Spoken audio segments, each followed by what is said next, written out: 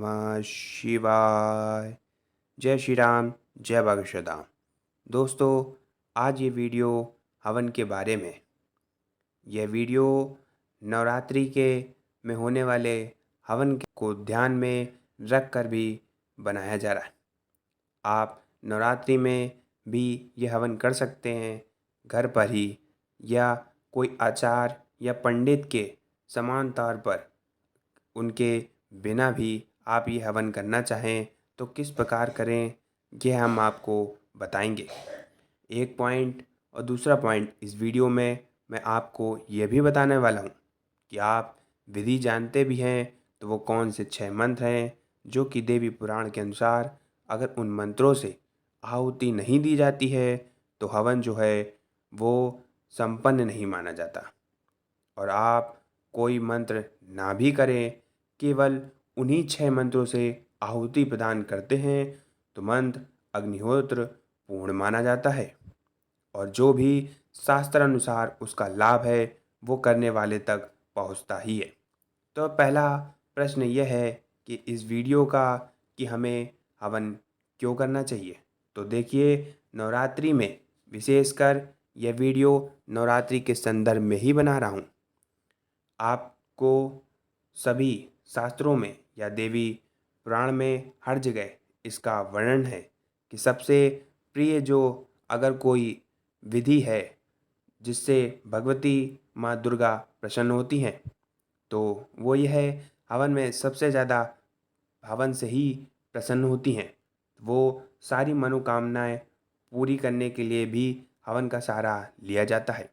माँ को प्रसन्न करने के लिए तो दूसरा यह है कि हवन को किस प्रकार करें, क्या इसको करने से कोई साइड इफ़ेक्ट है, क्या माँ नाराज़ भी हो जाती हैं। तो उसमें निवेदन यह है कि एक ही है जो मेरा अपना व्यक्तिगत अनुभव है, जो मैं देख रहा हूँ या मैंने अभी तक जो अनुभव किया है वो मैं आपको बताऊँगा कि कैसा है, जिससे आपको जो है बहुत ज़्यादा नुकसान तो नहीं होगा, लेकिन हाँ, माँ नाराज़ भी हो सकती हैं। अब माँ नाराज़ हो जाए तो देखो, पुत्र का बुरा तो नहीं कर सकती लेकिन डांट जरूर सकती है। इतना तो संभव ही है कि आपकी माँ भी आपके गलती करने पर आपको डांटती होंगी। तो मैं आपको बता दूंगा कि क्या गलती आपको नहीं करनी है। माँ किस चीज़ से नाराज़ हो सकती है। आपकी माँ भी आपको कुछ गलत काम करने पर आपको डांटती होंगी, आपसे नाराज़ हो जाती होंगी। तो इस वीडियो को अंत तक देखते रहिएगा। मैं आपको वो गलती जो आपको नहीं करनी है वो मैं आपको इसी वीडियो में अंत तक बता दूंगा। तो दोस्तों, बहुत ही आसान विधि मैं आपको बता रहा हूँ जिससे आपको हवन करना है। जिनको कुछ नहीं आता वो भी मैं मंत्र बताऊँगा, लेकिन अगर आपको कोई भी मंत्र नहीं आते हैं तो मैं आपको बिल्कुल सामान्य मंत्र हैं जो आप जिससे हवन को कर सकते हैं। अगर आपको कुछ मंत्र नहीं आते हैं, कोई पूजा नहीं आती है, कोई भी विधि नहीं आती है, फिर भी आप हवन करना चाहते हैं तो आप, क्योंकि भगवती का आशीर्वाद चाहिए इन नवरात्रि में, उनकी ऊर्जा चाहिए, आपकी मनोकामना पूर्ति हो, तो आप उनको प्रसन्न करना चाहते हैं तो आप ये कर सकते हैं। तो अब आपको हवन के लिए कौन कौन सी वस्तु की ज़रूरत पड़ती है। तो आपको एक हवन कुंड चाहिए छोटा सा, या जितनी भी आहुति का करना चाहें उसके अनुसार आप चुनाव कर सकते हैं। हवन कुंड तांबे का हो तो बहुत अच्छा, मिट्टी का हो तो भी ठीक है, और नहीं तो सामान लोहे के मार्केट में बाज़ार में उपलब्ध है तो वो भी आप लोग कर सकते हैं। लेकिन आप हवन कुंड साफ़ सुथरा और धुला हुआ होना चाहिए। एक दूसरा, आपको आवश्यकता होगी लकड़ी की। इसको बोलते हैं आम की लकड़ी की आवश्यकता होती है इसमें। इसमें ही क्या, आप कोई भी हवन करेंगे तो उसमें आम की लकड़ी का ही उपयोग किया जाता है। इससे भी आप कर सकते हैं। तीसरा आवश्यकता होगी आपको घी की। तो एक कटोरी में आपको घी पहले से रख लेना है। और आचमन, आचमन के लिए एक आचमनी आती है जो तांबे की एक छोटी सी लोटा जिसे आप कहते हैं, उसके साथ एक छोटी सी चम्मच भी होती है, उसको आचमनी बोलते हैं। उसमें आपको जल भर कर रखना है। अगर आपके पास में वो नहीं है तो भी आप एक साथ में गिलास और चम्मच तो आपके घर में अवेलेबल ही होगा, उससे भी आप साफ जल लेकर बैठ सकते हैं। इसके अलावा आपको सामग्री चाहिए, जो हवन सामग्री होती है, जो कि आप अर्पण करेंगे हवन कुंड में। वो सामग्री क्या होगी वो मैं आपको बताऊंगा। आपको बैठने के लिए एक आसन चाहिए, जिसमें बैठ कर के आप हवन करेंगे। आप थोड़ा कपूर भी चाहिए आपको, क्योंकि अग्नि में जब आप प्रज्वलित करेंगे तो उसमें कपूर की आवश्यकता पड़ेगी। आपको थोड़े से फूल चाहिए, फूल की पंखुड़ियाँ हो, और अक्षत चाहिए। अक्षत जो होता है वो रोली मिश्रित चावल को ही कहते हैं। और साथ में ही आपको थोड़ी अलग से भी रोली रख सकते हैं। तो ये सामान्य जो हैं वो आपको पास में होने ही चाहिए। सारी सामग्री अपने पास रखने के बाद सबसे पहले हम लोग पवित्रीकरण करेंगे। उसमें सबसे पहले आपके पास जो जल है, आचमनी है, नहीं है तो गिलास में जो जल वो चम्मच है, उसे अपने बाएं हाथ से लेकर के दाएं हाथ की हथेली में जल लेंगे। अगर गेंदे का फूल है तो उसको जल में डिप करके सामने रख लेंगे। उसके बाद आपको मंत्र यदि ये बोल सकते हैं तो आप बोलेंगे, ओम पवित्रा पवित्रो वा सर्वस्थम गतोऽपि वा यः स्मृतु पुंडरीकाक्षं सा ब्रह्मात् भयंतरा शुचि। या आप स्क्रीन पर भी ये मंत्र देख सकते हैं। उसके बाद जल लेकर अपने चारों ओर छिड़क देंगे और माँ भगवती से ये निवेदन करेंगे कि मेरे आसपास और मुझे आप चारों तरफ से पवित्र करें। अगर आपको मंत्र नहीं आता है तो कोई बात नहीं, तब भी आप जल लेके छिड़क कर आप पवित्रीकरण कर सकते हैं। जिससे आप बैठे हुए हैं वापस से वहाँ पे जल छिड़क सकते हैं, और वापस से आप बाएं हाथ से चम्मच से दाहिने हाथ पे जल लेने, नहीं तो गेंदे के फूल को दोबारा से पानी में जल में डिप कर लें और डुबा कर उसको सामने रखें और ये मंत्र बोलें, ओम पृथ्वी तथा धृता लोका देवी तुम विष्णु धृता तुम चदार हे महादेवी पवित्र गुरु चास नमः। अगर ये मंत्र नहीं आता है आपको तो कोई बात नहीं, आप ऐसे ही पृथ्वी देवी से ये निवेदन करें कि माँ जगदम्बा से निवेदन करें कि मैं जिस आसन पर बैठी हूँ या बैठा हूँ, आपको उसको पवित्र करने की कृपा करें। और ये ऐसी मन में धारणा करते हुए आसन के चारों तरफ उसको आप छिड़क लें, और थोड़ा सा जिस फर्श पे आप ज़मीन पर बैठे हैं वहाँ पर भी आपको थोड़ा सा जल गिरा देना है। और पृथ्वी को ये मान करके उसको आपको प्रणाम कर लें और अपने माथे से जल लगा लें। इसके बाद अगर आप अपने जल अपने माथे पर लगाया हुआ स्पर्श करके एक बार थोड़ा सा जल लेकर अपने हाथ को फिर से धो लें। इसके बाद आपको बाएं हाथ से दाहिने हाथ में जल लेना है। वो 3 बार जल को ग्रहण करना है। ये मंत्र बोल करके 3 बार आपको जल पीना है। ओम केशवाय नमः, ओम नारायणाय नमः, ओम माधवाय नमः। ये मंत्र आपको 3 बार बोल के उस जल को आपको ग्रहण कर लेना है। आप ये साधारण तौर पर कर सकते हैं। भगवती जी से ये आपको प्रार्थना करते हुए कि मुझे आप मेरे शरीर को, मेरे मन को, मेरी आत्मा को पवित्र करें, ताकि मैं ये हवन करने के लायक शुद्ध हो सकूं। ऐसी आपको धारणा करनी है। वापस से जल्दी जल्दी करके ओम गोविंदाय नमः ये कहते हुए आप अपने हाथों को धो लें। ये आपका पवित्रीकरण हो गया। अब इसके बाद सबसे पहले हम लोग गणेश जी का आवाहन करेंगे और उनकी स्तुति करेंगे।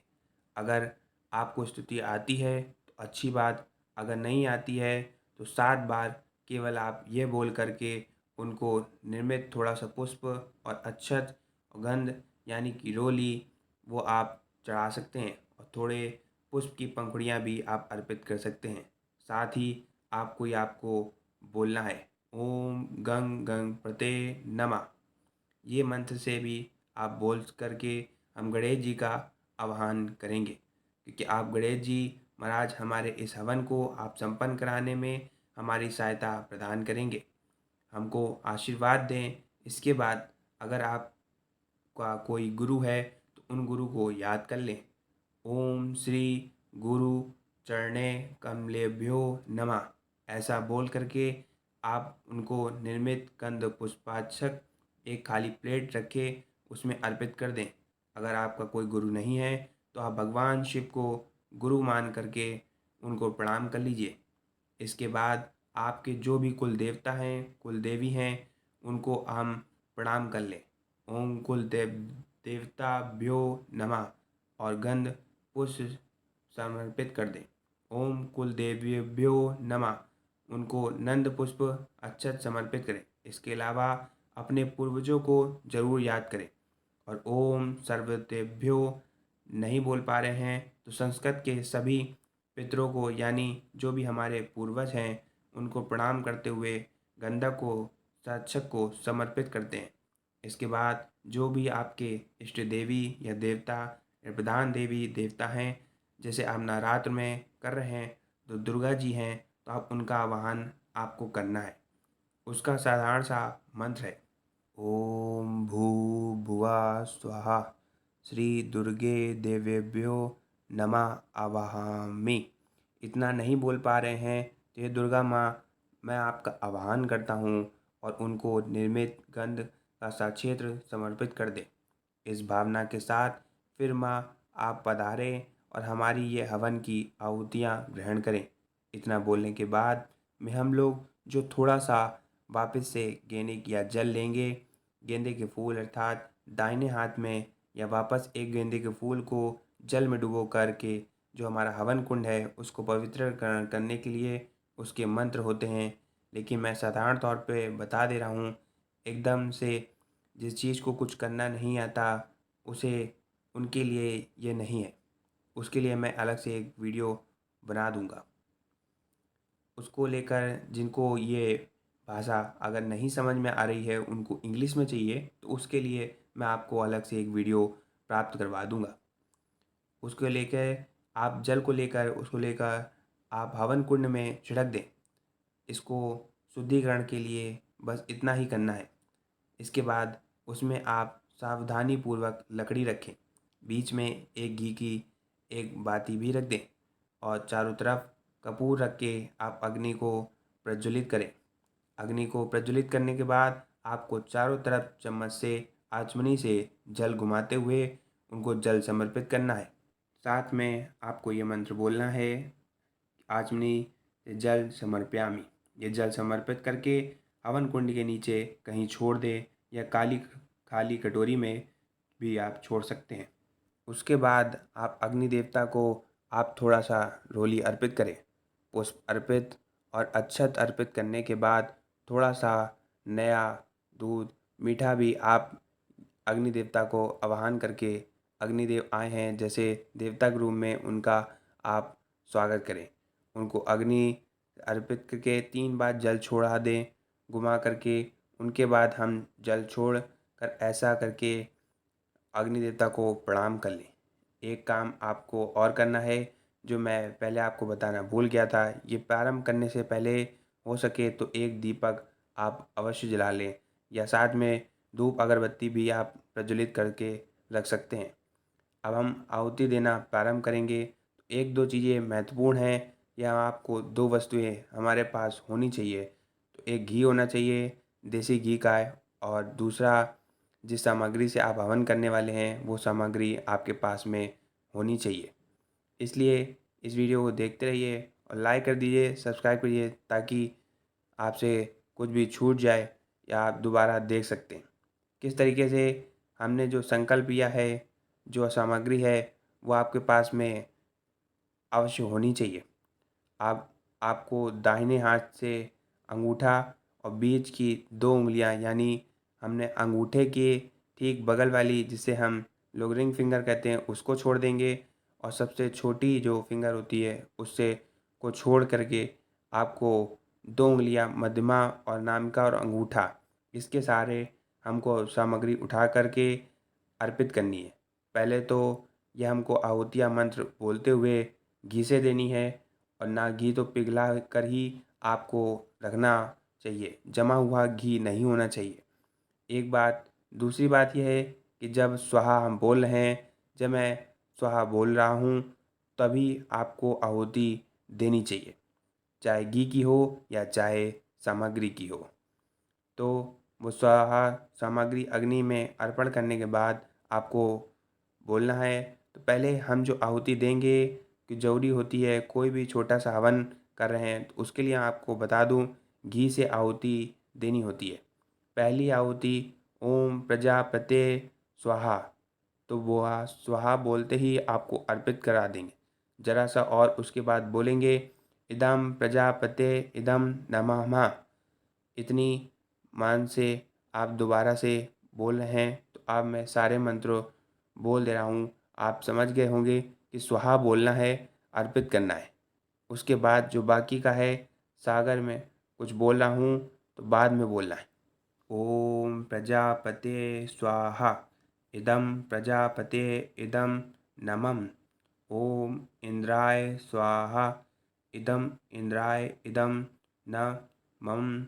ओम अग्नाय स्वाहा, इदम अग्नेय इदम नमः। ये आहुतियाँ आपको घी से देनी चाहिए। घी से आहुतियाँ देने के बाद ये आहुतियाँ आप नवरात्रि में अगर आप कर रहे हैं साधारण उच्चारणहीन, आप लोग आराम से कर सकते हैं। ये आहुतियाँ उस सामग्री से देंगे जहाँ मैं आपको स्वाहा बोल रहा हूँ। स्वाहा बोलने के समय आपको वो उसमें अग्नि में समर्पित करनी है। एक बार फिर से आप ध्यान से मंत्रों को सुनिएगा, और यही मंत्र के साथ में आपको आहुति समर्पित करनी है। ओम प्रजापते स्वाहा, इदम प्रजापते इदम नमः। ओम इंद्राय स्वाहा, इदम इंद्राय इदम नमः। ओम अग्नेय स्वाहा, इदम अग्नेय इदम नमः। इसके बाद ओम सोमाय स्वाहा, इदम सोमाय इदम नमः। ओम भू स्वाहा, इदम अग्नेय इदम नमः। ओम भुवः स्वाहा, इदम वायवे इदम नमः। ओम स्वाहा स्वाहा, इदम सूर्योदय इदम नमः। अब इसके बाद जो आपको 6 आहुतियाँ प्रदान करनी है, अगर वह 6 आहुतियाँ ही सबसे महत्वपूर्ण हैं, और ये आहुतियाँ आपको घी से प्रदान करनी है, और वो 6 आहुति 6 मंत्र हैं। अगर आपको उससे कुछ नहीं आता है तो आप ये 6 मंत्र से अगर आहुति देंगे तो भी आपका जो हवन है वो संपूर्ण माना जाएगा। ये 6 आहुतियाँ, इसके बाद जिस मंत्र से आपको आहुति करना है उस मंत्र से आप आहुतियाँ कर देंगे तो आपका हवन सफल माना जाता है। इतना साधारण और पावरफुल मंत्र मैं आपको देवी पुराण से दे रहा हूँ। ओम प्राणाय स्वाहा, ओम अपानाय स्वाहा, ओम समानाय स्वाहा, ओम उदानाय स्वाहा, ओम व्यानाय स्वाहा। ये 6 मंत्र हैं जिससे आप आहुति आप दे सकते हैं। इसके बाद अगर आप नवरात्रि में हैं तो आप दुर्गा जी के किसी भी मंत्र से 108 आहुति समर्पित कर सकते हैं। अब वो मंत्र हैं जो आपकी इच्छा है, वो आपकी मनोकामना है, उसके लिए अलग अलग मंत्र हैं।